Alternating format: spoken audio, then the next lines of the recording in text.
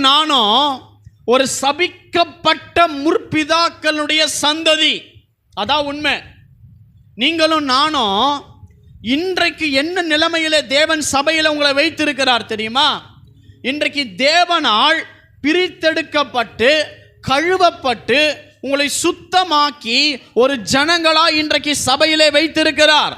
ஆனால் நாம் எந்த சந்ததிகளிலிருந்து நீங்களும் நானும் வந்திருக்கிறோம் என்றால், சபிக்கப்பட்ட முற்பிதாக்களின் கூட்டத்தின் சந்ததியிலிருந்து நீங்களும் நானும் காணப்பட்டாலும், இன்றைக்கு தேவனுடைய இரத்தம் ஒன்று நம்மளை கழுவி சுத்தம் பண்ணி நம்மை சுத்தமாக்கி இன்றைக்கு ஆசீர்வதிக்கப்பட்ட ஒரு கூட்டமாய் இன்றைக்கு சபையிலே வைத்திருக்கிறது. அந்த கிறிஸ்துவின் இரத்தத்துக்காக எத்தனை பேர் ஸ்தோத்திரம் பண்ண போறீங்க? ஹல்லேலூயா.